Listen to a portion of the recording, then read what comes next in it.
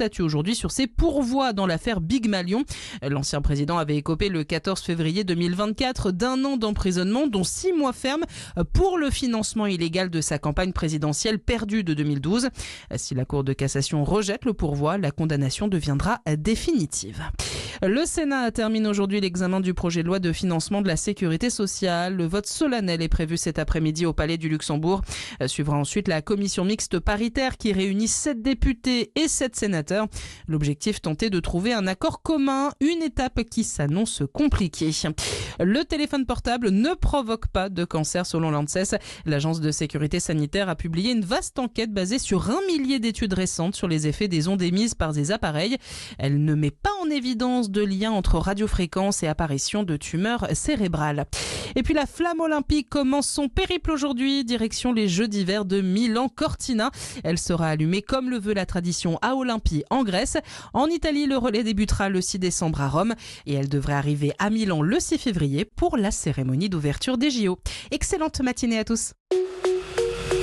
Sud Radio, le 10h midi, mettez-vous d'accord, Valérie Expert. Bonjour à toutes et à tous, heureuse de vous retrouver. 0826 300 300, vous connaissez le numéro pour réagir au sujet dont nous allons parler autour de Pascal Bataille, animateur, producteur, chef d'entreprise. Bonjour Pascal. Bonjour. Votre dernier livre, Petit traité du silence à l'usage des gens bruyants, paru chez Guy Trédaniel.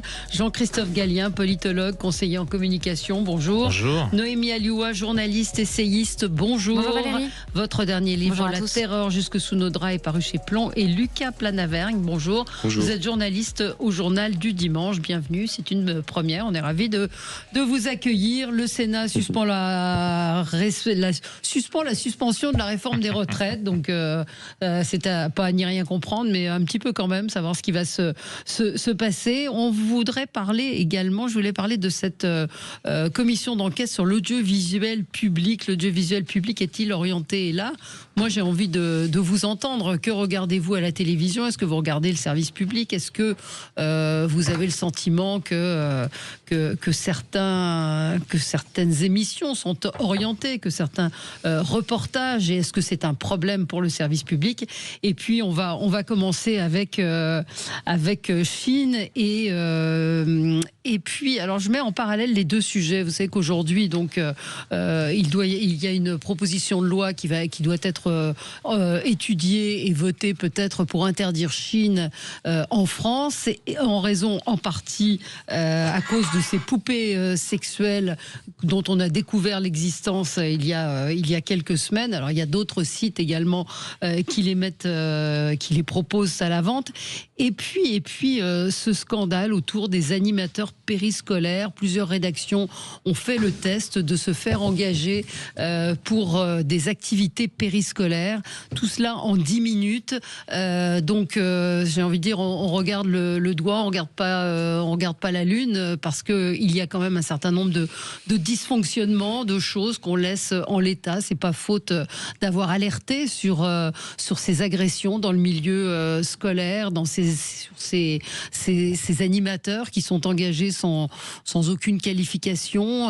Faut-il proposer un casier judiciaire vierge? Faut-il une enquête un peu plus approfondie? Et là, on vous attend, évidemment, vous, auditeurs de Sud Radio. Est-ce que vous avez été victime d'agressions sexuelles à l'école? Est-ce que vous avez des enfants qui en ont été victimes? J'avais raconté cette histoire il y a quelques temps. Je me suis retrouvée dans un dîner avec trois copines. On était 4, et sur les 4, 3 ont eu des enfants qui ont été agressés. C'est à des degrés plus ou moins graves, mais c'est un vrai fléau, et on ne voit pas bien par où tout cela peut commencer. Noémie Alioua. C'est très compliqué. Bon, il y a la question déjà de la cellule familiale, et c'est toujours difficile d'aborder ces sujets avec ses enfants. Comment aborder ces questions-là? D'ailleurs, c'était le sujet autour, souvenez-vous, des grands débats sur est-ce qu'il faut enseigner ou non la sexualité à l'école, parce que ça pourrait peut-être justement prévenir les enfants pour qu'ils aient déjà des antennes sur ce qui pourrait être problématique pour eux. Mais si on regarde cette question d'un point de vue purement de la société, vous avez vous avez posé le doigt sur la question principale, qui est la question quand même du recrutement. Et comme vous, j'ai regardé ce matin les enquêtes qui sont parues, notamment une sur RTL, où une journaliste, effectivement, en 10 minutes, s'est fait recruter pour être on lui a dit pas de problème avec la justice. Non. C'est ça. Donc il n'y a pas de vérification de casier judiciaire. Donc si vous voulez, il y a des défaillances qui sont évidentes. À un moment donné, quand vous devez travailler avec des enfants, la moindre des choses, c'est de présenter votre casier judiciaire. Il y a des défaillances qui sont sur la table et qui ont déjà été dénoncées, mais qui n'ont pas été prises au sérieux. Puisque si aujourd'hui encore, n'importe qui peut se présenter avec un CV qui n'est pas vérifié, puisque la dame était journaliste et elle a dit qu'elle n'a pas changé son nom. Donc ça veut dire que c'était quand même relativement simple de creuser un petit peu et de se rendre compte qu'il y avait un problème dans le profil qui se manifestait. Mais il n'y a pas eu de recherche, il n'y a pas eu d'enquête sur cette personne, il n'y a pas eu effectivement de demande de casier judiciaire. Et donc tout se joue au moment du recrutement. Si on veut protéger nos enfants, et c'est une urgence vitale, il faut être beaucoup plus regardant sur les personnes que l'on embauche et qui vont ensuite se retrouver avec ces enfants. Moins de 8 minutes. Un recruteur m'a immédiatement reçu, m'a posé d'entrée de jeu une série de questions pratiques, notamment sur ma disponibilité. Vous postulez pourquoi exactement? Vous avez un diplôme ou pas? Vous êtes disponible aujourd'hui? Pas de problème avec la justice. Il regarde son CV, vérifie pas l'identité. Et donc, quelques minutes après, il lui demande de se rendre dans une école de la commune sur le temps du midi pour s'occuper des enfants qui mangent et faire des jeux avec eux. Oui, donc voilà, il n'y a pas de vérification. En fait, on sent qu'ils sont aux abois, disons les choses telles qu'elles sont. C'est-à-dire ils sont aux abois sans doute aussi parce qu'il y a un problème de salaire. Vous savez, c'est aussi bête que ça. Oui. C'est-à-dire que quand les salaires sont extrêmement bas, ça n'attire pas non plus forcément les meilleurs profils pour ensuite travailler dans ces métiers-là, alors même que ce sont des métiers quand même qui sont des métiers fondamentaux. Mais voilà, on voit qu'ils sont aux abois et qu'ils recrutent n'importe qui. Je précise qu'il y a une haut-commissaire chargée de l'enfance, Sarah El Haïry, qui elle s'occupe des enfants dans les wagons, des enfants dans les wagons de train, le No Kids, toutes ces choses-là, tout ce qui est un petit peu futile, et elle a assuré à la journaliste qu'elle va saisir les responsables concernés. Donc il y en a marre de ça. Il y a un nombre d'assistants éducatifs. C'est une urgence. Si on fait la liste des priorités, ça devrait être la priorité principale, bien avant toutes les idéologies. On a Xavier en ligne qui nous appelle de Bordeaux. Bonjour Xavier. Bonjour Valérie, bonjour Radio. Vous avez été concerné ou entendu autour de vous, dans votre entourage, des gens qui ont été victimes de ces animateurs périscolaires? Écoutez, moi je suis parent de 2 enfants en bas âge, 1 an et demi et 3 ans et demi, donc ils sont à l'école maternelle et en crèche. Et pour nous c'est inquiétant parce qu'en fait on se dit mais comment on peut faire confiance en fait avec toutes ces histoires de pédophilie, de pédocriminalité, de recrutement insatisfaisant. Comment on fait pour faire confiance à ces écoles, à ces crèches pour laisser nos enfants? Ça génère quand même du stress. Et si on prend un peu de recul, oui, on s'interroge sur que fait l'État, que fait le législateur pour mettre en place des règles, un cadre juridique qui permette de recruter des gens compétents et de mettre nos enfants en sécurité. La personne là qui intervient sur votre plateau l'a dit. Je pense qu'un des principaux sujets, c'est la rémunération, effectivement. Si vous sous-payez les gens, il ne faut pas s'attendre à avoir des gens forcément compétents. Et par ailleurs, s'il n'y a pas de process de vérification, parce que le casier judiciaire, c'est une bonne chose. Après, il n'y a pas toutes les infractions à vérifier. Si le mec, on lui a retiré le permis, on s'en fout. Par contre, s'il a commis des infractions en lien avec la pédocriminalité, évidemment, il faut qu'on le sache et qu'on lui interdise l'accès aux enfants. Donc, que fait l'État? Que fait le législateur? Et est-ce que sur le plan économique, il ne faut pas mettre des moyens supplémentaires et considérer les métiers du soin de manière générale dans nos sociétés? Les métiers du soin, ils sont un petit peu, j'ai l'impression... laissés de côté. Laissés de côté, ouais. Parce qu'il y a la même chose, d'une manière peut-être un peu différente, mais dans les EHPAD, où il y a aussi assez peu de contrôle. Je ne sais pas qui vous voulez réagir. Je pense que merci de votre appel, Xavier. Le problème principal, effectivement, à mon avis, c'est les carences de recrutement. Et donc, Noémie l'a très bien dit, c'est la question du salaire qui est primordiale dans ce cas-là. C'est des métiers qui sont dévalorisés aussi socialement. C'est des métiers qui sont de plus en plus difficiles. Si on prend le problème à l'envers, si je puis dire, les jeunes sont de plus en plus difficiles dans certains quartiers, dans certains endroits à gérer. Donc, effectivement, il y a une panne d'attractivité, je pense, dans ces métiers-là, à laquelle il faut faut répondre. Et sinon, effectivement, on en arrive à des cas comme celui-ci où on recrute tout et n'importe qui par besoin. Et on en arrive à une situation dramatique. Et Xavier le disait très bien, notre auditeur, c'est que pour beaucoup de familles qui travaillent, le périscolaire est primordial. Pour les enfants aussi, c'est primordial. C'est un lieu de socialisation très important. Mais même on parle d'assistants scolaires qui emmènent les enfants aux toilettes pendant l'heure du déjeuner. J'ai eu vent, moi, d'agressions d'enfants, de petits-enfants qu'on emmenait aux toilettes et qui se plaignaient d'attouchements. Il faut pouvoir faire confiance à ces personnes qui s'occupent de nos enfants. Et je redis ici une plainte dont j'ai connaissance d'un enfant qui s'est plaint d'un attouchement. C'était il y a plus d'1 an et demi. Pas de retour. Aucun retour de la justice ni de la police sur cette plainte dans une école religieuse du sud de la France. Donc là aussi, on s'interroge sur ce qui peut se passer. Je crois qu'on fait face à une difficulté qui est aussi structurelle. Il manque des gens. Il manque Paris, je prends le cas de la ville que je connais le mieux. Et c'est le cas, il y a une grosse tension sur le besoin de personnes pour faire face à ce besoin des familles et des parents. Bon, rappelons-nous quand même des chiffres de la semaine dernière sur les agressions de nourrissons. Intrafamiliales. Oui, bien sûr. Rappelons-nous des difficultés de recrutement pour certains qui font pas très attention, des nounous et des choses comme ça. Donc, oui, c'est une question qui se pose à la collectivité. Évidemment que si vous pensez que vous avez envie de pratiquer ce genre d'attouchement, de choses comme ça, si les jeunes enfants vous intéressent, vous allez plutôt essayer de travailler dans ce contexte-là. Voilà. Donc évidemment qu'il y a un besoin de professionnaliser le recrutement, de faire très attention, de mieux rémunérer. Tout ça, bien sûr, a été bien dit. Maintenant, il y a aussi une responsabilité parentale, et je pense qu'aujourd'hui, il y a évidemment quelque chose qui est à l'écoute plus important aujourd'hui. Il y a quelques années, on n'émettait pas, on n'écoutait pas ces signaux. Il n'y avait pas ça. Et depuis quelques temps, je parle encore une fois de Paris, moi j'ai une petite fille qui a maintenant 10 ans, qui est passée par des étapes où il y a eu des affaires. Notamment école maternelle, centre de Paris, où il y a eu des affaires. J'y croyais pas, moi non plus. J'ai plutôt été de ceux qui disaient attention, cette personne-là, il faut pas l'accuser immédiatement, ainsi de suite. Et finalement, à mon corps défendant, et évidemment malheureusement pour les enfants qui ont subi, il y a eu une réalité de en tout cas un témoignage concret, un jugement concret de ce qui s'est passé après derrière. Donc on est un peu entre les deux, c'est-à-dire que l'école c'est un univers où on veut une espèce de sanctuarisation, très claire. En même temps, nous, oui, vous avez raison de dire, le travail fait que on a besoin de laisser les enfants très longtemps, trop longtemps de mon point de vue. Notre modèle à nous doit être reconsidéré. Je pense qu'on a une responsabilité familiale et de parents qui, par exemple, en Allemagne, n'existe pas de cette manière-là. En Allemagne, si la politique familiale entre nous, c'est pas forcément qu'une bonne chose. Elle n'existe que très peu. Et donc, si vous voulez travailler 2 fois, vous êtes obligé de faire attention à ce que vous avez comme enfant. Si vous voulez avoir un enfant, il faut faire attention. C'est vous qui devez vous débrouiller. Donc, voilà, on a cet ensemble-là. Maintenant, attention, c'est une vraie tendance. Les chiffres sont assez terrifiants sur l'évolution à Paris, notamment pour ceux qu'on connaît. Parce que c'est un appel, vous vous rendez compte ? 30 plaintes en ce moment à Paris, 15 sont instruites. On se retrouve dans un instant avec vous, 0826 300 300.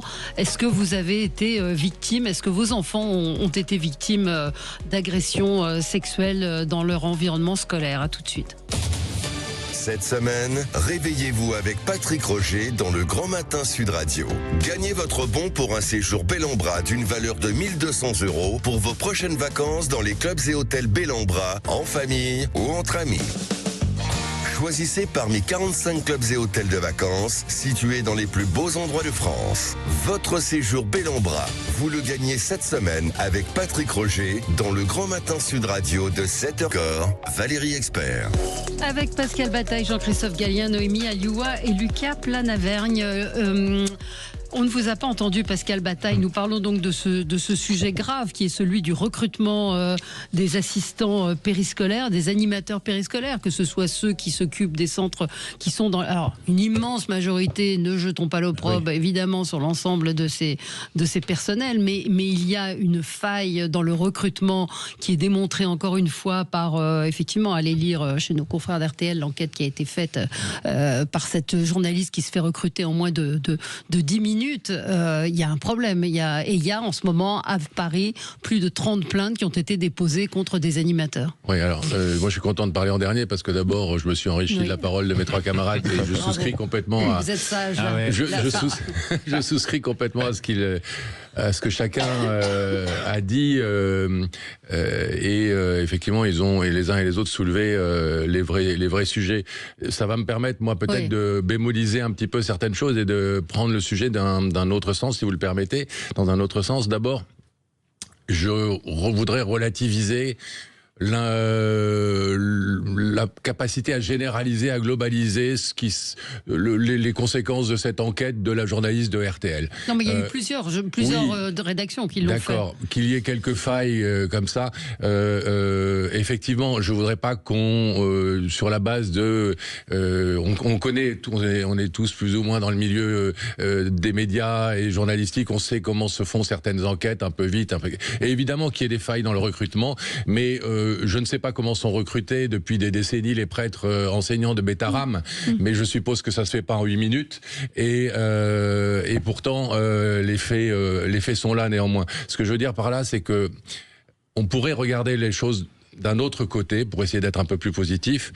C'est que on le sait bien, ces faits-là sont date depuis toujours. Enfin, et aujourd'hui, qu'est-ce qui se passe? C'est qu'on en parle enfin. On écoute enfin la parole des enfants. On médiatise enfin ça au lieu de mettre une chape de plomb comme ça a été fait tellement longtemps. Et l'affaire de Beth-Aram n'est que la partie émergée de l'iceberg, bien entendu, là-dessus. Et donc, on en a conscience aujourd'hui. Alors oui, bien sûr, on s'émeut tous autour de la table et légitimement de ces cas-là et du fait qu'on puisse devenir assistant périscolaire vacataire, je précise, parce que normalement, pour être assistant périscolaire, il faut avoir soit un diplôme d'animateur, soit un CAP petite enfance, ce qui demande quand même une petite formation et sans doute certains contrôles, j'espère en tout cas. Bon, là, il s'agit de vacataire, et donc je crois que c'est Lucas ou Jean-Christophe, les deux qui soulignaient le problème du recrutement, le problème du manque de sans doute aussi de candidature pour exercer ces postes, le problème du salaire totalement insuffisant, tout ça, ça a été dit. Mais moi, ce qui me semble intéressant, c'est pas de nier du tout le problème, mais de se dire que peut-être qu'il faut voir le côté positif, c'est de se dire qu'aujourd'hui on en parle, on en est conscience. Il y a, même si vous disiez, Valérie, à juste titre, c'est facile pour la commissaire à la petite enfance c'est vous voir et de crier qu'elle va saisir les instances concernées, etc. Oui, mais néanmoins qu'elle le fasse et puis qu'on espère des résultats. Mais il faut attendre. Donc moi, je souscris à tout ce qui a été dit. Nécessité absolument de revaloriser ces fonctions-là, nécessité de contrôler bien évidemment et de former, nécessité, Noémie l'a dit tout à l'heure, de parler de sexualité tôt et de façon intelligente, évidemment, et adaptée à leur âge aux enfants pour les sensibiliser sur des choses, effectivement. Mais voilà, le bon côté, c'est qu'aujourd'hui on en parle. Aujourd'hui, on écoute les enfants. Mais on peut, pardon, moi je suis choquée. La tendance me semble bonne, et pas voilà, c'est ça que je veux dire. Moi, je suis choquée de vouloir voir le bon côté sur un problème aussi grave quand on a des enfants, de se dire que oui, vous avez le risque, vous avez la trouille au ventre. Vous l'avez toujours eu ce risque. Oui, mais moi j'ai un fils qui a été attouché par un de ses cousins. Vous voyez, enfin, il n'y a pas que dans les écoles que ça se fait, ou dans les crèches, ou dans les voilà. Mais là, il y a une responsabilité quand même de l'État, et ça rejoint aussi un sujet plus global. Il n'y a pas de responsable, il n'y a pas de responsable. Mais je pense qu'il y a une prise de conscience intéressante et importante qui est en cours, et que je pense qu'on va plutôt vers le progrès que vers le négatif. Il y a Le Figaro qui a fait la même enquête avec les mêmes conclusions. Moi, je trouve oui, assez d'accord sur l'idée qu'effectivement, il y a cette émergence qu'on disait de la parole et de l'écoute, et donc ensuite de la parole, ça c'est bien. Maintenant, en ligne de fond, malheureusement pour moi, c'est ce qu'on vit quand même concrètement dans l'univers de l'école, c'est cette descente qualitative. C'est-à-dire que là, c'est du quantitatif. Non, mais c'est important, mais ça participe de ça, si vous voulez. C'est important. Parce que comme effectivement, les parents ont besoin de mettre leurs enfants dans cet univers-là plus longtemps. Là, on parle même plus simplement du temps scolaire. C'est du périscolaire, mais c'est une nécessité nouvelle liée aux emplois du temps. On en parlait tout à l'heure, des familles, le fait qu'on travaille tous, qu'il y a des besoins économiques, et ainsi de suite. Donc ça veut dire que l'effort qui doit être fait aussi, c'est que dans cet espace-là, parce que collectivement, ensuite, on le paye, c'est pas qu'individuellement. C'est-à-dire l'effort qui doit être fait dans cet espace du périscolaire, si on considère que c'est pas juste une garde garderie comme auparavant. Rappelons-nous, ça s'appelait la garderie dans plus anciens, parce que c'était ça, on laissait l'enfant être gardé et pas périscolarisé. Périscolarisé, ça veut dire d'autres choses, il y a d'autres activités, il y a heureusement. Et donc ça, c'est un point important, parce que ça veut dire là aussi que dans l'effort éducatif et dans cet espace du régalien français, il faut qu'il y ait aussi un regard plus appuyé. C'est pas simplement maîtriser évidemment qui travaille, ça c'est le premier point, mais ensuite pour faire quoi? Parce que si c'est juste pour garder, là pour le coup c'est vraiment difficile, et on a besoin de bien autre chose aujourd'hui dans ce contexte qui est quand même pour le coup en termes qualitatifs au niveau du temps scolaire pour le coup est déjà questionné. Ouais. Non, je voulais rebondir sur ce que disait Pascal tout à l'heure, et ce que vous disiez au début de notre échange, Valérie, c'est que effectivement un tabou s'est levé, et ça on peut que s'en féliciter, mais derrière la justice a de grosses carences sur ces sujets-là. Je discutais récemment avec Marc Trevidic qui a fait paraître un ouvrage sur les carences de la justice justement, et il explique très bien comment la justice des mineurs, dont on parle souvent à juste titre, dont on attend souvent des peines pour les mineurs, mais en fait c'est dans l'autre sens aussi. C'est-à-dire que la justice pour les mineurs a subi d'énormes carences. Il m'expliquait comment des jeunes qui l'avaient lorsqu'il était au tribunal à Lille étaient violés dans leur famille, puis allaient en famille d'accueil, étaient violés dans leur famille d'accueil, puis étaient violés en foyer. Donc en fait, ça, il n'y a pas de réponse derrière. Et effectivement, donc le tabou est levé, mais on a encore, à mon avis, beaucoup de chemin à faire sur ces sujets-là. Mais c'est, enfin, j'ai fait le parallèle qui est un peu peut-être populiste ou en tout cas un raccourci sur tout le monde s'est indigné des poupées sexuelles. Oui, là aussi ça concerne, je pense, une minorité de personnes. Évidemment qu'il faut s'attaquer au problème, mais on a quand même des failles béantes dans la protection de la jeunesse. Je vous conseille aussi dans le Figaro aujourd'hui une grande enquête sur l'ASE, sur l'aide sociale à l'enfance dont on parle ici, sur effectivement ce recrutement. Donc il y a quand même il y a une prise de conscience qui est en train de se faire, vous avez raison, mais qui est urgente. Il y a un travail énorme, effectivement, devant nous, ça doit être et une c'est priorité, important de la protection de la sensibiliser, c'est jeunesse. important d'en parler. Ça doit être une priorité. Parlons de Chine avec vous, Pascal, puisqu'aujourd'hui, donc, on sait qu'une proposition de loi doit étudier le fait d'interdire Chine en France. Qu'est-ce que vous vouliez dire sur le sujet? C'était un petit coup de cœur, là encore, qui peut d'ailleurs être inversé, sur le fait que j'entendais ce matin sur diverses ondes que les rayons de Chine au BHV étaient vides ou quasiment vides. Ah, les rayons de Chine ou les rayons du BHV? Non, les rayons de Chine au BHV, la boutique qui a fait tellement scandale. Ah, j'avais pas entendu ça. Voilà, était vide, j'exagère peut-être, mais en tout cas, le succès est très très très très loin des espérances des patrons du BHV et de ce groupe, et évidemment sans doute des patrons de Chine aussi, et que donc effectivement, manifestement, là aussi, il y a eu un impact au niveau de nos concitoyens, au niveau des consommateurs, dont on sait qu'ils étaient quand même très friands majoritairement de ce type de produit.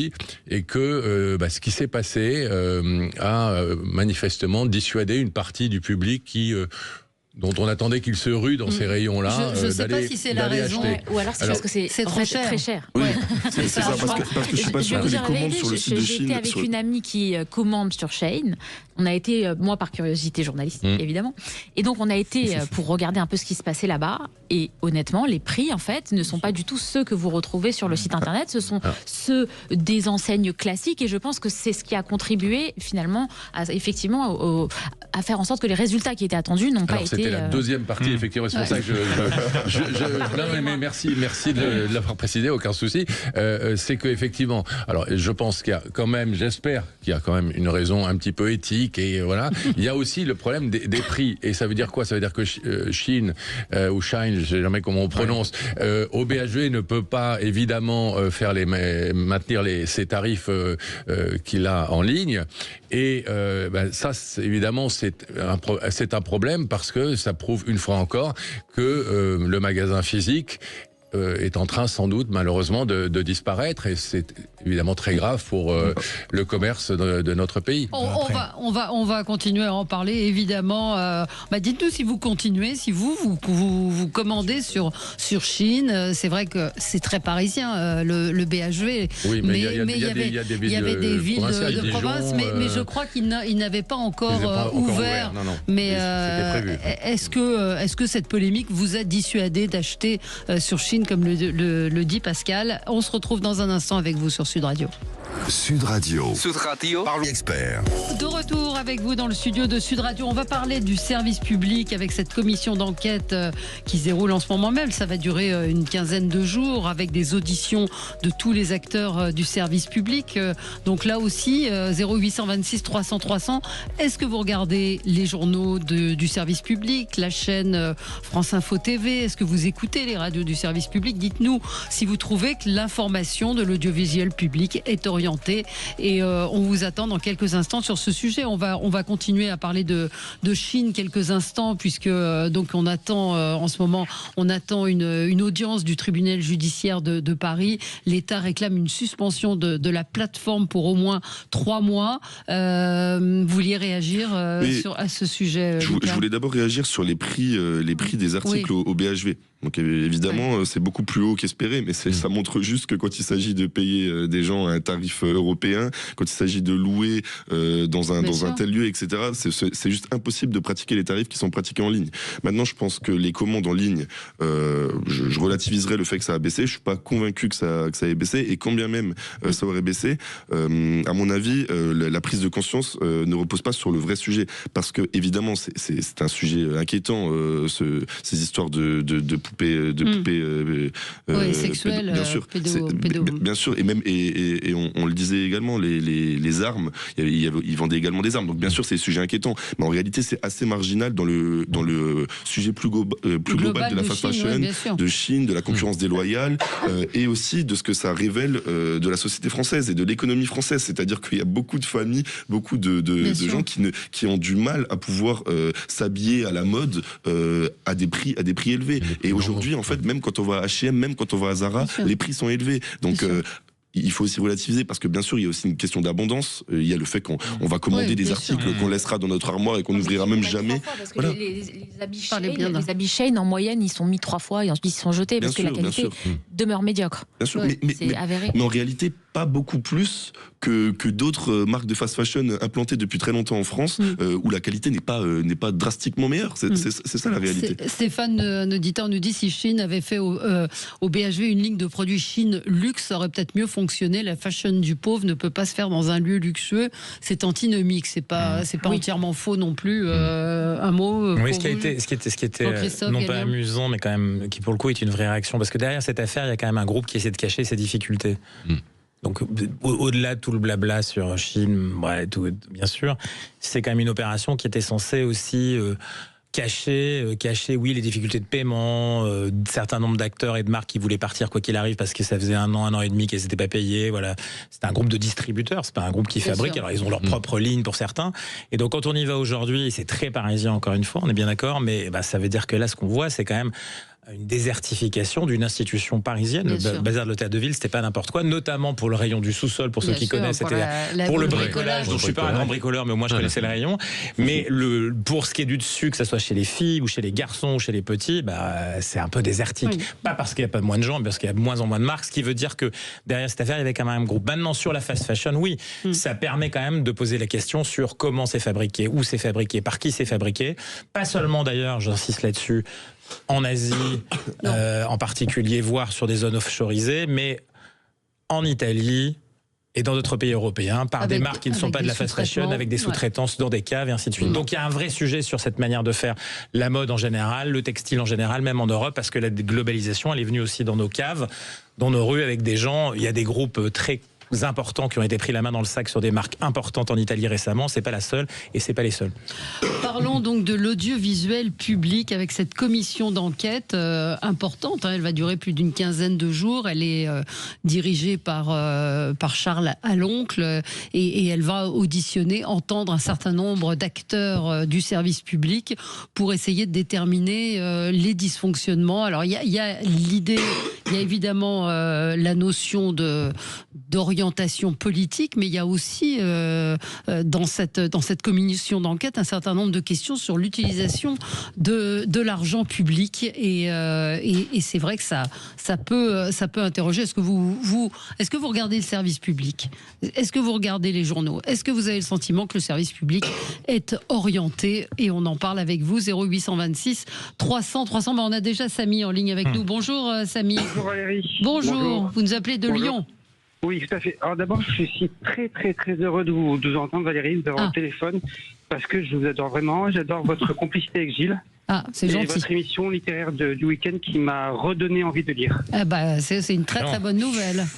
Ça fait du bien le matin comme ça, c'est gentil. C'est votre cousin Pas du tout. C'est l'un de ses nombreux fans. Quand je pense à Valérie, je repense à la phrase de François Giroud sur les femmes qui deviennent et celles qui deviennent féministes. Ah, bon. Voilà. Alors, donc, merci beaucoup en tout cas. Donc vous écoutez Sud Radio, c'est déjà une très bonne chose. Vous êtes fidèles, vous nous aimez. Écoutez, on est ravis. Et est-ce que vous regardez les chaînes du service public? Est-ce que vous avez un avis sur ce sujet? Alors moi, je n'écoute plus les stations du service public. Je ne regarde plus les chaînes du service public parce que ce n'est plus de l'information, mais c'est de la rééducation.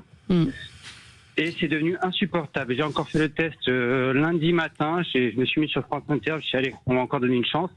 Et bingo, au bout de 2 secondes, il y a le mot masculiniste qui apparaît dans le discours.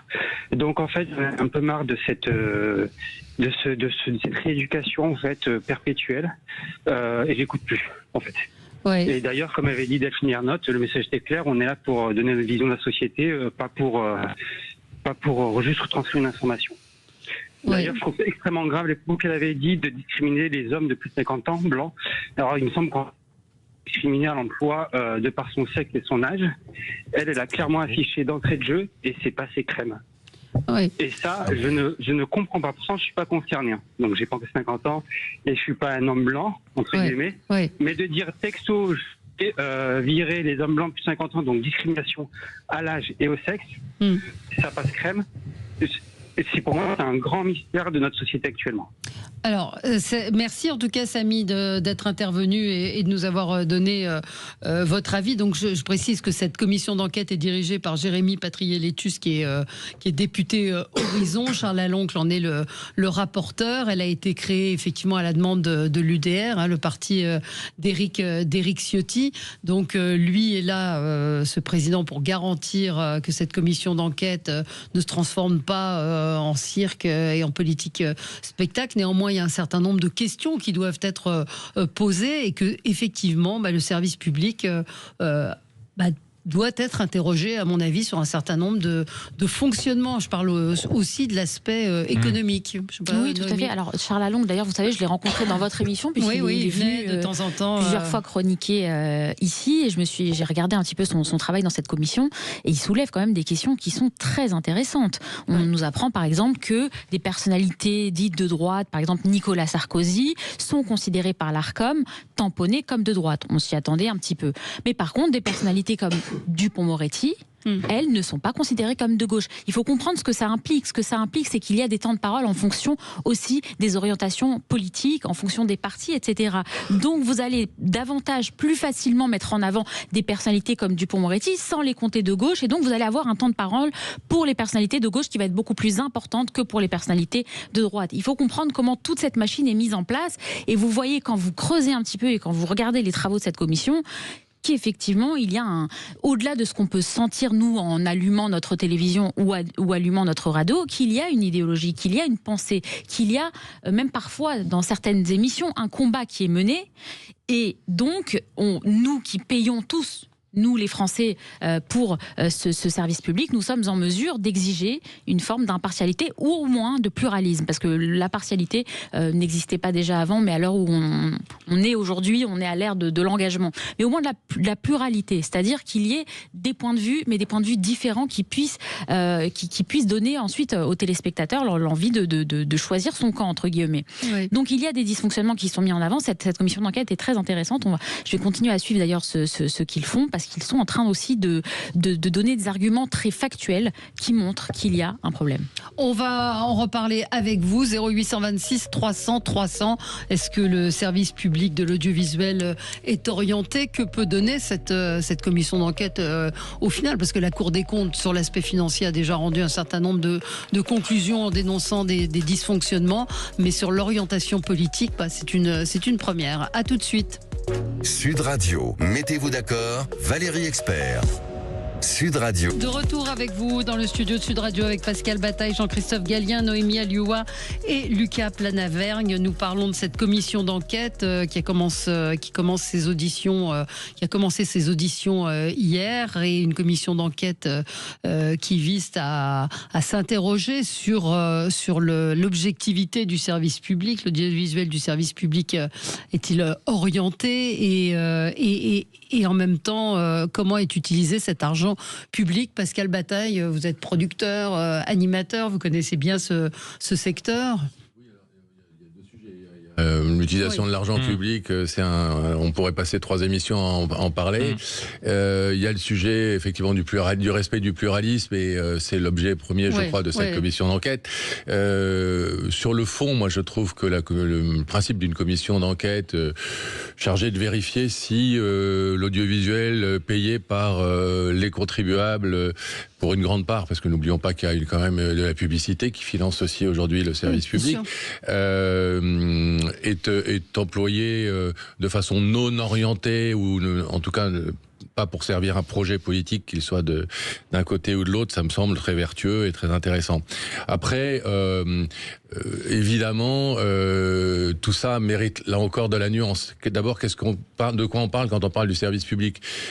Pour l'écouter beaucoup et le regarder beaucoup, le service public, personnellement, à la fois professionnellement et parfois par goût, c'est pas la même chose d'écouter France Inter, d'écouter France Culture, d'écouter France Musique, de regarder France 2, ex-antenne de France 2 qui est de plus en plus une sorte de clone de TF1, à moins que ce ne soit l'inverse, ou France 3 qui fait beaucoup plus un travail de création, de fiction par exemple, ou d'aller voir quand même donner la parole aux régions, etc.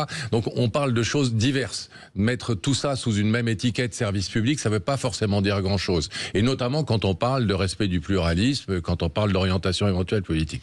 Et évidemment que si on est de droite, voire de droite un peu marquée, on va trouver que le service public, c'est des sales gauchistes. Mais j'attire votre attention sur le fait que, par exemple, France Info a été très mise en cause par un certain nombre de politiques et de mouvements pro-palestiniens sur le traitement de la guerre à Gaza, sur le fait qu'il y avait eu une émission très controversée sur est-ce qu'on pourrait développer du tourisme à Gaza, etc. Et que des gauchistes, ces sales gauchistes qui sont censés régner au sein du service public, eh bien, ont trouvé que France Info était une sale radio de droite, sioniste, etc. Si je peux me permettre de se faire attaquer par l'extrême gauche, ça fait pas de moins des gens de gauche. C'est juste que l'extrême gauche est radicale, qu'elle attaque tout le monde, y compris de son côté. Et alors moi j'aime bien être dans le factuel, et il y a un rapport qui a été fait, une étude qui a été faite par Reporters sans frontières. Alors peut-être que c'est des sales gauchistes, mais enfin l'ancien président est aujourd'hui un maire qui est passé par le RN, puis ça a changé un petit peu. Pierre Aski n'est pas forcément Robert Ménard, mais Pierre Aski n'est pas comparable à Pierre Aski, n'a pas le même profil. Reporters sans frontières a fait une étude très factuelle sur la façon dont les 4 chaînes d'infos télé ont traité un certain nombre d'informations. Et ce qui est intéressant, c'est que sur tout le mois de mars, par exemple, le traitement de l'information sur France Info, sur un certain nombre de sujets majeurs est exactement le même que celui fait par BFM, à peu près le même que celui par LCI. En revanche, évidemment, pas du tout le même que celui fait par CNews. Et un exemple précis dans cette étude, la journée du 31 mars, dominée par la condamnation de Marine Le Pen pour détournement de fonds publics dans l'affaire des assistants parlementaires européens. Le temps passé, l'ONG a calculé le temps passé par les journalistes ou les invités en plateau aux heures de forte audience, c'est-à-dire 18h, 21h et 8h et 11h, pour défendre, critiquer ou expliquer factuellement la décision de justice condamnant Marine Le Pen. Là où CNews passe 2h36 à critiquer la condamnation contre 11 minutes et 48 secondes à la défendre, BFM est à l'équilibre avec 1h04 et 1h05 respectivement à la défense et à la critique. France Info, pareil, 44 minutes pour l'un, 45 minutes pour l'autre. LCI, 32 minutes pour la défense et 1 heure pour la critique. Voilà, on est dans le factuel voilà, je pense que si France Info était une salle radio de gauche, elle n'aurait pas passé autant de temps à défendre la condamnation de Marine Le Pen qu'à la critiquer. Faisons attention d'où on parle, d'où on ressent. Chacun est libre de ses opinions, etc. Voilà, que le service public doivent être globalement pluralistes, bien évidemment. Maintenant, on parle de quoi précisément? Si j'écoute France Inter, je sais que j'écoute une radio qui est plutôt aujourd'hui assez orientée à gauche. Oui. Pourtant, c'est la première radio de France, même si les audiences ont baissé depuis quelques temps parce qu'ils ont viré des humoristes. Mais vous trouvez normal de dire c'est une radio plutôt orientée à gauche? C'est une radio de service public. En fait, c'est ça la différence avec, par exemple, CNews, etc. C'est que CNews, c'est privé, donc c'est financé par des financeurs privés. Si on privatise de service public, il n'y aura plus que de l'information d'opinion. Et on ne peut pas dire qu'aujourd'hui, CNews ou Pascal Praud lit un tweet sans même vérifier la source et pendant un quart d'heure déblatère là-dessus pour en tirer des conclusions soi-disant journalistiques, alors qu'il n'a même pas vérifié d'où venait ce tweet et que c'est évidemment un hawk total. Excusez-moi, j'ai pas envie d'être informé comme ça en France et je préfère payer une redevance pour avoir une information qui est quand même globalement de qualité je crois pour moi, pour avoir fait depuis au moins 15 ans un parcours qui m'a amené effectivement dans les rédactions, pas en tant que membre, mais en tout cas l'équivalent de ce qu'on fait aujourd'hui, et vraiment sur pratiquement toutes les chaînes en tout cas quand il y avait une rédaction. Celle que je regrette profondément, c'est celle de France 3. L'acte, pour le coup, politique le plus important de Delphine Ernotte, pour moi, il est la suppression réelle, concrète de la rédaction de France 3, qui était vraiment le point d'équilibre en termes d'information, d'une grande qualité en profondeur dans le pays et au niveau national. Ça, oui, c'est un acte politique majeur qui devrait être largement davantage condamné par l'équipe qui fait aujourd'hui cette commission d'enquête, parce que ça, c'est un vrai sujet, ça a porté conséquence. Après, à la radio, dans Radio France, oui, bien sûr qu'il y a des positionnements différents. Pour les avoir vécu moins en ce moment, mais ce que dit Pascal sur France Info est très réel. Par contre, France Inter, vous savez très bien où vous mettez les pieds. Ça, c'est une question qu'on peut avoir. Est-ce que le service public doit être ça? Est-ce que c'est la BBC qui change l'information autour de Donald Trump, ou est-ce qu'on doit rester factuellement ce qu'on pensait être la BBC auparavant? Moi, je pense qu'il y a un vrai débat. Bien sûr que oui. Mais comment s'en étonner à partir du moment où dans la haute fonction publique française et dans l'ensemble du corps de la fonction publique française, on a quand même sinon une orientation politique qui s'est déclarée. On découvre rien dans la justice, une partie des grands ministères de ce pays, des grands corps de ce pays. Oui, il y a un travail d'entrisme politique qui a été fait.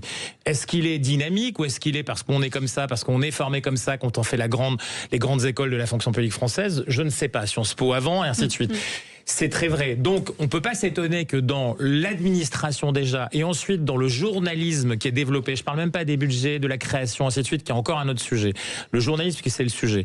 Qu'on ait effectivement un prisme qui soit, allez, on va dire, dans un équilibre qui est entre 60 selon la radio et 40, ou 70 et 30, tournant vers la gauche pour le 60 ou pour le 70, c'est une réalité. C'est une réalité très concrète. Maintenant, est-ce que ça s'exécute ensuite dans la production de ce qu'on raconte? Oui, en grande partie dans certaines émissions. Une matinale de France Inter, pas forcément toute la journée de France Inter. Une partie ou une émission de France Culture, pas forcément toutes les émissions. Donc oui, il y a besoin d'avoir un contrôle, non pas macartiste de ce qu'on fait comme information. Non, il ne faut pas aller vers une privatisation. Alors là, pour le coup, grand non. C'est-à-dire que qu'on soit de droite ou de gauche, imaginez qu'on puisse aller vers une privatisation, c'est la plus grande bêtise qu'on pourrait faire. Mais vraiment en termes à la fois d'éducation, de cadre, parce que le marché va s'emparer. Et vous le voyez bien dans la presse écrite. Quand le marché s'empare des médias, parce qu'il a besoin, alors on en vient à ce qu'on peut faire après derrière avec ça, c'est quoi? C'est de l'influence. Influencer, même si les réseaux sociaux aujourd'hui sont importants et toujours importants, pourquoi à ce moment-là les gens qui ont le plus d'argent dans ce pays, d'abord s'achètent des quotidiens plutôt que des réseaux sociaux, des influenceurs qui pourraient acheter très largement. Donc aujourd'hui encore, peut-être pas dans 20 ans, mais aujourd'hui encore, c'est un vrai choix. Donc moi, j'ai besoin en tant que citoyen français, et je vous le dis en voyageant à travers la planète ou partout où le service public a été éliminé, d'information j'entends, et de télévision et de radio a été éliminé pour favoriser un secteur privé, on s'en mord les doigts après derrière. On s'en mord les doigts. Et heureusement qu'il y a l'Internet qui vient après derrière. Est-ce que TF1 est une chaîne indigne en termes d'information? Pas du tout, je n'ai pas dit ça. Quand je dis qu'il faut garantir l'existence d'un service public, je ne dis pas que le reste est indigne. Et je pense que c'est normal que CNews existe avec son positionnement. Je pense que c'est normal que BFM existe avec son acteur principal aujourd'hui à la tête. Regardez qui, encore une fois, possède les médias.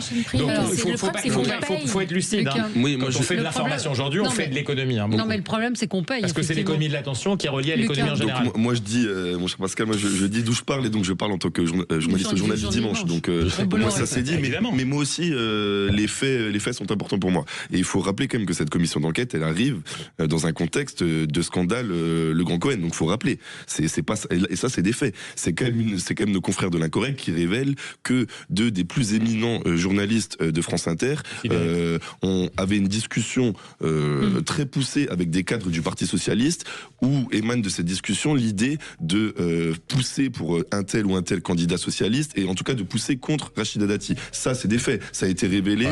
Une conversation privée de deux journalistes pseudo très importants ne fait pas encore une fois un ensemble et ne révèle pas une machination ou un complot global. Non, mais je parle pas de complot. Ce n'est qu'un révélateur de quelque chose que les Français, à mon avis, ou en tout cas que de nombreux auditeurs de France Inter se disent quotidiennement quand ils entendent. Et c'est pour ça que je rebondis également sur ce que vous disiez tout à l'heure. Je dirais pas que France Inter sont d'horribles gauchistes d'extrême gauche. Évidemment, même la France Insoumise attaque France Inter. Bon, on peut se retrouver peut-être là-dessus. Maintenant, c'est plutôt orienté centre-gauche, socialiste, des personnes qui ont été au pouvoir pendant très longtemps. Et quand il y a des séquences comme ça qui sortent publiquement, où on voit qu'il y a toute une discussion autour de ça, forcément, ça heurte les gens. C'est l'heure des infos. On se retrouve dans un instant. On parlera peut-être de la suspension de la réforme des retraites, de la menace russe avec vous, Jean-Christophe. À tout de suite. Sud Radio, mettez-vous d'accord, Valérie Expert. De retour avec vous sur Sud Radio pour les débats, pour les commentaires de l'actualité avec Pascal Bataille, animateur, producteur, chef d'entreprise. Je rappelle votre dernier livre, Petit traité du silence à l'usage des gens bruyants, paru chez Très Daniel. Jean-Christophe Gallien, politologue, conseiller en communication. Noémie Alioua, journaliste, essayiste. Votre dernier livre, La terreur jusque sous nos draps, est paru chez Plomb. Et Lucas Planavergne, vous êtes journaliste au Journal du Dimanche. On va passer à vos coups de cœur et vos coups de gueule. Alors, Jean-Christophe, c'est quoi? C'est un coup de cœur, un coup de gueule, un coup d'éclairage? Non, pas un coup de cœur. Alors moi, en tout cas, pas un coup de cœur pour moi. En tout cas, je sais pas si pour certains. Je pense que oui, certains, parce que c'est un peu lié à ce que je vais vous raconter. Je pense qu'il y a eu un débat terrible sur déclaration malheureuse d'un chef d'état-major, mais qui, à mon avis, a très largement, là aussi, phénomène du non-travail journalistique, n'a pas été écouté comme il devait être écouté. C'est-à-dire que les militaires, bon oui, d'accord, ils sont là pour faire la guerre, mais ils sont aussi là pour essayer d'imaginer les choses. Et donc c'est vrai que, sincèrement, ce qu'il a raconté sur la menace potentielle qui existait, comme évidemment le président de la République, je suis pas un immense soutien du président de la République, mais sur cette question-là, c'est assez partagé au niveau européen. Il y a une menace qui existe, non pas militaire au sens du front, mais quelque chose qui s'exécute tous les jours. Il y a une petite affaire qui vient de sortir à Bordeaux, qui est une affaire d'espionnage assez classique. Ça, c'est pas nouveau, il y a toujours eu, et tous les pays font ça. Aujourd'hui, tous les blocs, en tout cas de puissance, font ça à travers le monde. C'est une partie de mon activité. Donc, de contrer ça. La réalité, c'est que j'ai trouvé que c'était le moment de raconter quand même que oui, il y a une guerre hybride qui est menée par la Russie, en particulier en France et en Europe. Oui. Alors c'est quoi une guerre hybride ? Une guerre hybride, c'est une guerre aujourd'hui qui est une guerre réelle, d'abord, qui vise plusieurs choses, notamment à déstabiliser au final un pays, une société. Et ça se fait parce qu'on a des intérêts particuliers. Hein. En l'occurrence, la Russie a des intérêts notamment par rapport à ce qui se passe en Europe ou dans la relation entre les blocs, par exemple.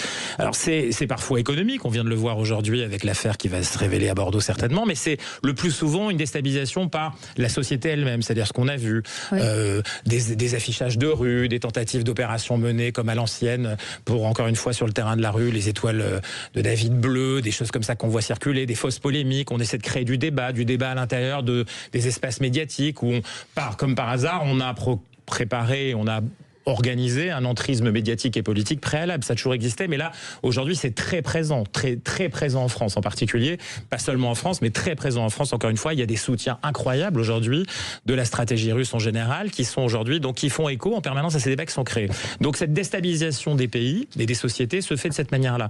Et elle se fait aussi, évidemment, par cyberattaque. C'est quelque chose qui est aussi beaucoup plus, alors pour le coup incisif, sur des secteurs dont on évoquait tout à l'heure, le régalien, en tout cas le service de la santé, le service de l'éducation, des grandes marques et ainsi de suite. Donc, ce qui m'étonne, si vous voulez, c'est l'angélisme très orienté d'une partie de la classe politique et médiatique sur cette question-là. Je pense qu'on ne mesure pas à quel point cette guerre est menée, non pas simplement par la Russie, si je suis juste, je dis qu'elle n'est pas menée simplement par la Russie, elle est menée par d'autres blocs de puissance, parfois nous-mêmes, surtout en défensif d'ailleurs malheureusement. Et lorsqu'on le fait en offensif, je ne citerai pas l'État, puisque je l'ai vu de mes yeux vus, à la jointure entre la Roumanie, l'Ukraine et d'autres pays d'Europe centrale, eh bien il y a eu une élection présidentielle récemment, qui heureusement a été largement, dont le résultat a été obtenu récemment, parce que les services français, notamment de guerre narrative, ont été plus puissants que les services russes de guerre narrative. Ouais. Donc par exemple, vous voyez, on a perdu en Afrique, souvent là d'ailleurs parce qu'on a perdu la bataille narrative, mais on n'a pas perdu toute cette partie en Europe. Donc il y a quelque chose qui se passe aujourd'hui, qu'il faut regarder en face, c'est pas de la guerre de sang,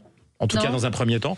Parfois, dans certains pays, heureusement en France, ça a pu être le cas, pas organisé par la Russie, mais par des proxys, comme on dit. Et donc, oui, regardons-le sérieusement, avec une grande justesse. Il n'y a pas que la Russie qui le fait, mais la Russie est l'agresseur de notre espace à nous. Un acteur important, je ne sais pas qui veut réagir. Oui, alors peut-être pour ajouter à ce qui vient d'être dit, je souscris absolument à tout. Il y a d'autres puissances aussi, bien en sûr, plus de la Russie, qui participent à la déstabilisation du pays. Je pense à la République islamique d'Iran. Il y a des travaux qui ont été menés, notamment Gilles par Plattret qui nous en a parlé. Exactement, Emmanuel Razavi, Noura Buffini, etc., qui ont mis en avant dans des enquêtes la façon dont l'Iran aujourd'hui, alors dans une moindre mesure par rapport à la Russie, parce que nous sommes plus ou moins en guerre avec la Russie, mais l'Iran aussi travaille la société de l'intérieur. Elle infiltre notamment la politique et les partis de gauche et d'extrême gauche pour pousser ses propres idéologies. Et donc effectivement, nous sommes au cœur d'attaques d'un certain nombre de puissances étrangères. Et c'est la raison pour laquelle, parce que vous avez parlé de, c'est vrai que ça a fait polémique, vous en avez sans doute beaucoup parlé, Valérie, mais de ce qu'a dit le chef d'état-major des armées, et je trouve que dans ce contexte on est extrêmement attaqué de l'extérieur. La moindre des choses, c'est mon avis personnel, c'est de respecter le chef d'état-major des armées et de lui accorder un certain crédit. Je ne dis pas qu'il n'est pas possiblement téléguidé politiquement, sans doute qu'il se fait le porte-voix d'Emmanuel Macron, mais peu importe, ça reste le chef d'état-major des armées françaises. Il a donné sa vie à la France, il a servi la France toute sa vie, on lui doit un minimum de respect. Je trouve que malheureusement dans le débat public, on l'a beaucoup traîné dans la boue, et si on est patriote, il faut être un peu légitimiste sur les questions militaires, c'est la moindre des choses. Oui, Pascal. Oui, parfaitement d'accord avec ce que viennent de dire mes deux co-débatteurs, et l'importance, effectivement, déjà montrer que, une fois de plus, il n'y a pas un sujet aujourd'hui possible dans ce pays où il y ait une discussion, je dirais, possible, avec de la réflexion, avec des arguments et avec comme vient de le faire Jean-Christophe par exemple, en apportant des faits, du factuel, etc., sans qu'on vire tout de suite à la polémique, aux invectives, aux attaques ad hominem, etc. Ça c'est dramatique, ça me semble toucher malheureusement tous tous les secteurs de notre pays et on a de moins en moins de capacité à penser, à réfléchir. Mais au-delà de ça, c'est vrai que cette incapacité à reconnaître nos faiblesses et comment on est attaqué, on parle d'attaques effectivement sur l'opinion, il y a aussi des attaques économiques. Chine n'est que, là encore, une petite partie de la façon dont la Chine nous investit économiquement partout. Et voilà, il y a 1000 façons d'attaquer un pays, de l'affaiblir, et il n'y a heureusement pas que les façons militaires anciennes. Même si la guerre en Ukraine fait quand même des centaines de milliers de morts, y compris avant tout chez les Russes d'ailleurs, qui n'ont pas sans doute la même vision et qui n'accordent pas la même importance que nous à la vie humaine. Il faut là, je pense, se rendre compte aussi que la France ne veut pas résister seule à ça. Alors être patriote, c'est une chose. Ne pas mettre en cause notre chef d'état-major quand il dit des vérités et surtout ne pas sortir sa phrase d'un contexte global. Bien sûr. C'est aussi une évidence et une nécessité. Mais avoir une Europe forte, à tout point de vue, que ce soit économiquement et militairement, ça me semble là encore une nécessité, parce qu'on ne résistera pas seul, nous, face à des blocs, comme dit Jean-Christophe, chinois, iraniens ou russes. Non, je suis d'accord avec tout ce qui vient d'être dit. Les menaces sont effectivement hybrides et les déclarations du chef d'état-major permettent au moins à ce qu'on en débatte aujourd'hui et à ce qu'on en débatte depuis plusieurs jours. Après, il faut aussi, à mon avis, les remettre dans le contexte dans lequel elles ont été prononcées. C'était au Congrès des maires. Oui. C'est dans le cadre d'un partenariat. C'est la chose qu'on peut lui reprocher, c'est de l'avoir fait à cet endroit-là. Voilà. Alors, peut-être, peut-être ne pensait-il pas que ça allait prendre une telle ampleur dans ce cadre-là. Peut-être que si. Je sonde pas son âme. Maintenant, il disait ça dans un contexte particulier qui était un pacte entre les élus locaux et la nation, justement sur ces sujets de préparation à de potentiels conflits. Donc voilà, peut-être que ces mots sont allés trop loin, effectivement, peut-être qu'il y a derrière une instrumentalisation politique de la part d'Emmanuel Macron, qui a à maintes fois dit les mêmes alertes. Maintenant, effectivement, je pense qu'il faut savoir écouter le chef d'état-major des armées sur des sujets aussi sensibles. Ouais. On va se retrouver dans un instant pour la suite de vos coups de cœur, de vos coups de gueule. On va parler d'Ursula von der Leyen. Nos auditeurs aiment beaucoup Ursula von der Leyen. À tout de suite. Sud Radio, mettez-vous d'accord, Valérie Expert. De retour avec vous, on continue notre tour de thème. Noémie Alioua, c'est un coup de gueule, un coup de projecteur. Coup de projecteur, projecteur. Coup de gueule. J'ai réfléchi à comment l'annoncer parce que c'est vrai que souvent c'est un peu entre les deux, coup de gueule, coup de cœur, coup de projecteur. Mais on a coup de projecteur pour ce qui est entre les deux. Alors je voulais vous raconter l'histoire de Sabrina de Canton, qui est conseillère municipale à Saint-Ouen et qui a annoncé hier qu'elle se retirait de la campagne municipale alors qu'elle devait emmener la liste écologiste en mars prochain. Que s'est-il passé ? Eh bien, elle racontait qu'à Saint-Ouen, elle a subi de l'homophobie crasse, de la discrimination. En bref, son orientation sexuelle pose problème autour d'elle. On lui a fait entendre que ce serait, je cite, incompatible avec le soutien populaire. Et donc, l'analyse est assez simple. C'est un exemple sous nos yeux de l'effondrement de la convergence des luttes fantasmées par la gauche. Le fantasme de l'alliance entre les militants LGBTQ et les banlieues où l'identité est le plus souvent conservatrice, identitaire, immigrée. Oui, le vivre ensemble entre les progressistes et les islamistes à plus ou moins grande échelle est une supercherie qui s'écrase sur le mur du réel. Et ceux qui ne l'avaient pas encore vu, eh bien, sont rattrapés aujourd'hui par ce mur du réel. Oui, voilà. C'est donc obligé de démissionner parce que... L'échec de la convergence des luttes, on s'y attendait un petit peu. Oui, commentaire, oui. Sommes-nous vraiment surpris par ce genre de révélation? Effectivement, c'est sorti hier, ça fait beaucoup parler. Alors, Marine Tourdelier condamne, effectivement, ils vont saisir les instances, mais voilà, c'est des réalités qui sont souvent tues dans le milieu politique, et notamment à gauche, et quand elles éclatent auprès du grand public, bien sûr. Mon orientation sexuelle, il faut le répéter, est évoquée comme un obstacle à ma candidature à une éventuelle victoire parce qu'elle serait incompatible avec le soutien des quartiers populaires. Oui, écoutez, voilà, c'est des choses qu'on peut anticiper, mais il y a une partie de la gauche qui a toujours refusé de le voir. On a d'autres exemples. Souvenez-vous, quand vous voyez, par exemple, dans les manifestations de soutien à la Palestine, des pancartes qui s'intitulent Queer for Palestine, alors même que en Palestine, notamment à Gaza, c'est-à-dire là où l'islamisme est puissant et administré, autant vous dire que l'homosexuel est persécuté. Ouais. D'ailleurs, certains bénéficient d'un titre de séjour en Israël où ils se réfugient pour pouvoir simplement vivre et continuer à vivre. Donc cette alliance-là entre des progressistes et les islamistes ne fonctionnera pas. Ceux qui y croient encore, se prennent le mur du réel à travers cet exemple-là. Absolument. Lucas, c'est un coup de gueule, vous? Là, c'est pas un coup de projecteur, c'est vraiment un coup de gueule pour le coup, parce que je vais parler d'Ursula von der Leyen, qui ne s'arrête décidément jamais.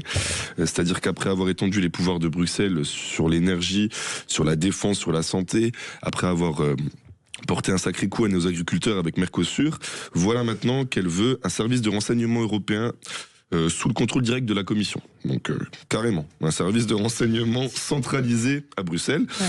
Donc le projet a été révélé par nos confrères de la presse britannique. Immédiatement, des eurodéputés du Rassemblement National, des eurodéputés les Républicains, notamment François-Xavier Bellamy, sont montés au créneau. C'est simple, parce que les traités ne donnent absolument aucun mandat à la Commission pour gérer de tels sujets et de tels secrets d'État. Mais bon, au nom de la grande intégration européenne, de la sacro-sainte Commission européenne, Ursula von der Leyen tente encore une fois de grignoter toujours un peu plus de souveraineté des nations. Donc voilà, j'ai envie de dire toujours plus loin, toujours plus haut et surtout toujours sans l'avis des peuples européens. Oui, commentaire. La Commission européenne, elle peut avancer principalement parce que le Conseil, les chefs d'État et de gouvernement, lui permet d'avancer. Alors ils se réunissent moins souvent que la Commission avec son cabinet, moins que la Commission avec son cabinet de commissaires, ainsi de suite. Quand on connaît bien Bruxelles de l'intérieur, ce qui est mon cas. Oui, bien sûr qu'il y a toujours eu des tendances et des velléités, ou de commissaires isolés, ou de la présidente de la commission. Elle est quand même pour la deuxième fois présidente de la dite commission, dans un contexte qui lui a donné beaucoup d'éclairage, beaucoup de force. Elle a été, par exemple, la courroie de transmission avec l'administration Biden pendant des mois sur l'affaire ukrainienne.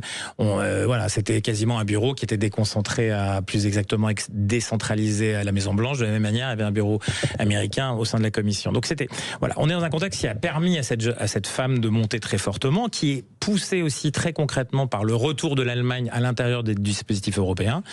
Ça n'est pas tout à fait innocent. C'est-à-dire que cette démarche-là n'est pas qu'une velléité personnelle, c'est aussi à l'intérieur du système européen une envie allemande de reprendre une large, ce qui n'a jamais été le cas, jamais laissé tomber. Les Allemands considèrent que les affaires européennes sont des affaires intérieures, à la différence que nous on croit. Il n'y a jamais eu de couple franco-allemand par exemple, c'est une histoire parisienne, même pas française.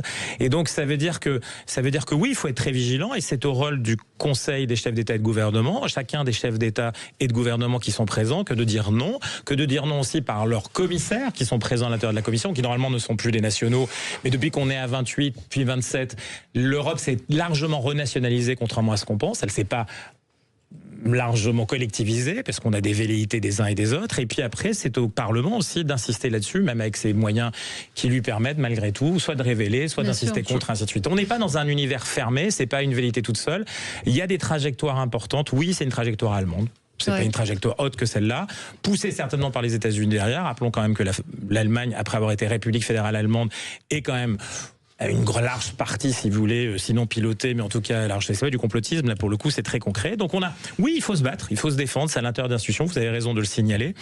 Ça n'est pas acceptable aujourd'hui, c'est un objectif complémentaire de lutte contre d'autres envies venues d'autres blocs de puissance. C'est important parce qu'elle le disait tout à l'heure, oui à un moment donné il faudra réfléchir à quelque chose, mais on n'a plus grand chose en commun par exemple avec monsieur le Hongrois aujourd'hui, ou le monsieur Slovaque aujourd'hui, et plus davantage peut-être même parfois avec les Britanniques qui sont sortis de l'Union Européenne. Oui. Pascal? Oui, il y a le fond et la forme, effectivement. Donc, je ne vais pas redire ce qui a été dit, mais moi, ce qui me semble néanmoins intéressant, alors sans doute, et voire certainement pas de la façon dont Ursula von der Leyen le veut le faire, et certainement pas sous l'égide de la Commission, mais qu'il y ait à terme plus ou moins court une fédération des services secrets européens avec qui collaborent déjà entre eux. Oui, mais c'est ça, qui collaborent beaucoup. ce que j'allais dire. Mais on sait bien que on collabore jamais mieux que quand il y a un patron quelque part et qui veut vraiment que les choses soient fédérées, que ça circule, etc. Interpol fonctionne pas si mal que ça, il n'est pas si inutile que ça. Et moi, à l'aune des dangers que Jean-Christophe soulignait tout à l'heure et sur lesquels on va pas revenir, je pense que le principe est bon, la forme sûrement pas et la façon dont c'est proposé sûrement pas, mais le principe, faut peut-être y réfléchir. Ouais, Noémie. Oui, mais en fait, c'est toujours cette idée que l'Allemagne défend ses propres intérêts. Vous savez, vous avez peut-être connu Coralie Delhomme, qui était une intellectuelle qui a beaucoup travaillé sur ces questions-là et qui avait écrit un livre qui s'appelait « Le couple franco-allemand n'existe pas ». Parce qu'en fait, dans le couple franco-allemand, c'est l'Allemagne qui décide. Bien sûr.